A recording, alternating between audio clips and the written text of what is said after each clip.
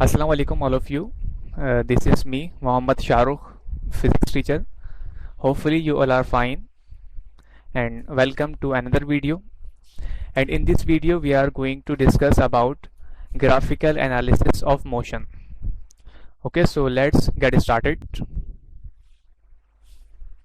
Object के motion को अगर हमें ग्राफिकली रिप्रेजेंट करना हो तो इसके लिए हम ड्रॉ करते हैं यहाँ पर ग्राफ। और पहले हम ग्राफ ड्रॉ कर रहे हैं यहाँ पर डिस्टेंस टाइम ग्राफ। तो डिस्टेंस टाइम ग्राफ के लिए हम कह रहे हैं कि यहाँ पर टाइम की वैल्यूज़ ये हमने लिए हैं यहाँ पर एक्स एक्सिस में, और डिस्टेंस की वैल्यूज़ ये हमने ली हैं यहाँ पर अलोंग वाई एक्सिस। तो डिस्टेंस की वैल्यूज़ यहाँ पे आपको जो गिवन है ये बेसिकली यहाँ पर मीटर में, और टाइम की वैल्यूज़ जो आपको यहाँ पर गिवन है ये है यहाँ पर सेकंड में। अब यहाँ पर आपको कंडीशन गिवन है कि ग्राफ ड्रॉ करना है आपको डिस्टेंस टाइम ग्राफ जब ऑब्जेक्ट वो रेस्ट में हो। तो अगर कोई ऑब्जेक्ट अपनी स्टेट ऑफ रेस्ट में तो इसे हम ग्राफिकली किस तरह से रिप्रेजेंट कर सकते हैं ये आपको यहाँ पर ड्रॉ करना है। तो लेट्स सी। तो इसके लिए हम कह रहे हैं कि यहाँ पर जब कोई ऑब्जेक्ट अपनी स्टेट ऑफ रेस्ट में होता है तो बेसिकली इसके ग्राफ को हम रिप्रेजेंट करते हैं एक हॉरिजॉन्टल लाइन से। तो ये हॉरिजॉन्टल लाइन जैसा कि आप देख सकते हैं इस डॉटेड लाइन से रेड कलर की, ये हॉरिजॉन्टल लाइन ये पैरेलल है टाइम एक्सिस के, और ये हॉरिजॉन्टल लाइन यहाँ पे ये शो कर रही है कि ऑब्जेक्ट के थ्रू यहाँ पर कोई भी डिस्टेंस कवर नहीं हुआ, यानी कि टाइम तो पास हो रहा है बट ऑब्जेक्ट जो है वो उसी ही पॉइंट पर है, राइट। तो इस कंडीशन हम कह रहे हैं कि यहाँ पर जो इसकी स्पीड है वो इक्वल है 0 के। तो ऑब्जेक्ट जब रेस्ट में हो तो डिस्टेंस टाइम ग्राफ इसमें इसकी एक हॉरिजॉन्टल लाइन फॉर्म होती है, और ये हॉरिजॉन्टल लाइन पैरेलल होती है टाइम एक्सिस के। तो इस तरह से इसको हम ग्राफिकली रिप्रेजेंट कर सकते हैं। इसके बाद देखिए नेक्स्ट कंडीशन, और इसमें कह रहे हैं कि अगर कोई ऑब्जेक्ट एक कांस्टेंट स्पीड से मूव कर रहा हो तो इसको हम ग्राफिकली किस तरह से रिप्रेजेंट कर सकते हैं। तो इसके लिए हम again distance time graph draw करेंगे यहाँ पर, और इसमें हम कह रहे हैं कि हमने टाइम की वैल्यूज अगेन ली हैं अलोंग एक्स एक्सिस, और डिस्टेंस की वैल्यूज हमने यहाँ पर ली हैं अलोंग वाई एक्सिस। अब यहाँ पर आपको कंडीशन गिवन है कि ऑब्जेक्ट मूव कर रहा है एक कांस्टेंट स्पीड से, तो इसको हम ग्राफिकली रिप्रेजेंट करेंगे एक स्ट्रेट लाइन से। तो अगर हम पहले इसकी डेफिनेशन देखें, जिस तरह हम अपनी प्रीवियस वीडियो में ये डिस्कस कर चुके हैं कि यूनिफॉर्म स्पीड या इसे हम कांस्टेंट स्पीड भी कहते हैं, कि जब कोई ऑब्जेक्ट इक्वल डिस्टेंस कवर करता है in equal interval of time तो इसे हम कहते हैं कि वो अपनी एक कांस्टेंट या यूनिफॉर्म स्पीड से मूव कर रहा है, यानी कि इसकी स्पीड जो है चेंज नहीं हो रही। तो देखें इस तरह से ये एक स्ट्रेट लाइन फॉर्म होती है, यानी कि आप देख भी सकते हैं यहाँ पर इस ग्राफ में कि ये object equal interval of time में इक्वल डिस्टेंस कवर कर रहा है। इसके अलावा अगर हम देखें कि अगर हमें इस स्ट्रेट लाइन का स्लोप फाइंड करना हो तो बेसिकली स्लोप को हम डिफाइन करते हैं कि राइज ओवर रन या फिर change in Y axis divided by change in X axis. तो इस स्ट्रेट लाइन का स्लोप ये हमें बताता है इस ऑब्जेक्ट की स्पीड कि ये ऑब्जेक्ट किस स्पीड से मूव कर रहा है। क्लियर। तो इस तरह से हम ड्रॉ करते हैं या ग्राफिकली रिप्रेजेंट करते हैं जब कोई ऑब्जेक्ट एक कांस्टेंट या यूनिफॉर्म स्पीड से मूव कर रहा हो। इसके बाद देखिए नेक्स्ट ग्राफ, और ये है जब कोई ऑब्जेक्ट एक वेरिएबल स्पीड से मूव करे, यानी कि इसकी स्पीड चेंज हो रही हो, तो इसका ग्राफ जो फॉर्म होता है इसे हम कह रहे हैं कि यहाँ पर ये एक कर्व सा फॉर्म होता है, यानी कि इसे हम नॉन यूनिफॉर्म स्पीड भी कहते हैं और इसे हम वेरिएबल स्पीड भी कहते हैं। तो नॉन यूनिफॉर्म स्पीड या वेरिएबल स्पीड इसको हम डिफाइन करते हैं कि यहाँ पर ऑब्जेक्ट अनइक्वल डिस्टेंस कवर करता है in equal interval of time, और आप देख भी सकते हैं यहाँ पर कि ये ऑब्जेक्ट ये एक अनइक्वल डिस्टेंस कवर कर रहा है in equal interval of time.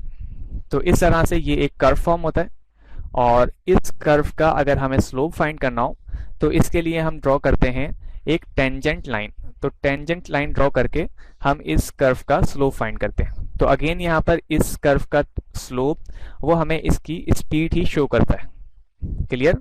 तो डिस्टेंस टाइम ग्राफ में अगर हम देखें तो स्लोप जो है बेसिकली वो स्पीड बताता है कि ये ऑब्जेक्ट किस स्पीड से मूव कर रहा है। तो इस तरह से भी हमने यहाँ पर डिस्टेंस टाइम ग्राफ में इसके 3 डिफरेंट केसेस डिस्कस किए। अब इसके बाद हम डिस्कस कर रहे हैं नेक्स्ट, और ये ग्राफ है स्पीड टाइम ग्राफ।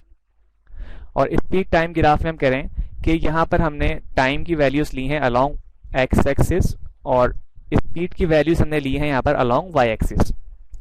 यहाँ पर आपको इसकी कंडीशन गिवन है कि ऑब्जेक्ट ये एक कांस्टेंट स्पीड से मूव कर रहा है। तो जब कोई ऑब्जेक्ट अगर कांस्टेंट स्पीड से मूव करता है तो ग्राफिकली इसको किस तरह से रिप्रेजेंट कर सकते हैं, तो यहाँ पे आप देख सकते हैं एनिमेशन में कि यहाँ पर बेसिकली एक हॉरिजॉन्टल लाइन फॉर्म हो रही है। तो अगेन ये हॉरिजॉन्टल लाइन ये पैरेलल है इस टाइम एक्सिस के। तो बेसिकली यहाँ पर ये शो कर रहा है कि यहाँ पर टाइम तो पास हो रहा है बट ऑब्जेक्ट की जो स्पीड है वो चेंज नहीं हो रही। यानी कि अगर आप यहाँ पर देखें इस पॉइंट पर, तो ये इसकी स्पीड आपको यहाँ पर गिवन है लेट्स से 8 मीटर पर सेकंड, और ये 8 मीटर पर सेकंड है जब टाइम की वैल्यू है 0। इसके अलावा अगर हम देखें आगे, तो आगे टाइम तो पास हो रहा है बट यहाँ पर इसकी स्पीड चेंज नहीं हो रही। तो इससे हम कह रहे हैं कि ये ऑब्जेक्ट एक कांस्टेंट स्पीड से मूव कर रहा है। इसके अलावा अगर हम देखें यहाँ पर, तो बेसिकली स्पीड टाइम ग्राफ में जो लाइन होती है या स्पीड टाइम ग्राफ का स्लोप, ये हमें बताता है बॉडी का एक्सेलरेशन, कि बॉडी किस तरह से एक्सेलरेट कर रही है। अब एक्सेलरेशन भी हम पढ़ चुके हैं अपनी प्रीवियस वीडियो में, और एक्सेलरेशन होता है basically rate of change of velocity. यानी कि जब किसी बॉडी की वेलोसिटी में चेंज आता है, चाहे वो उसके मैग्नीट्यूड में हो, चाहे उसकी डायरेक्शन में हो, या दोनों में हो, तो बॉडी एक्सेलरेट करती है। तो यहाँ पर ना तो मैग्नीट्यूड में चेंज आ रहा है और ना ही इसकी डायरेक्शन में चेंज आ रहा है। तो इसमें हम कह रहे हैं कि यहाँ पर इस ग्राफ के लिए इसका जो एक्सेलरेशन है वो इक्वल है 0 के। तो a इज इक्वल टू 0 अगर कोई ऑब्जेक्ट कांस्टेंट स्पीड से मूव कर रहा हो।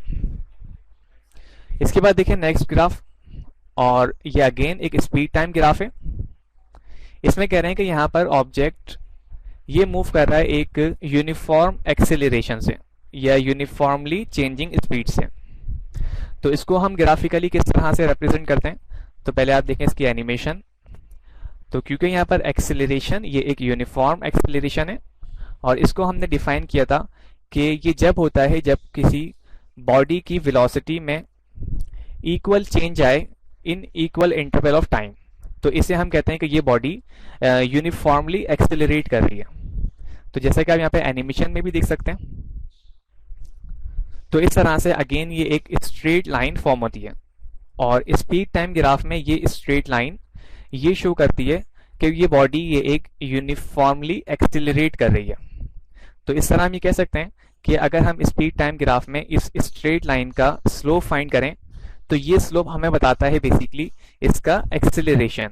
तो ये आपसे एमसीक्यू में भी पूछते हैं कि स्पीड टाइम ग्राफ में जो बॉडी का जो लाइन का स्लोप होता है, ये बेसिकली हमें एक्सेलरेशन बता रहा होता है।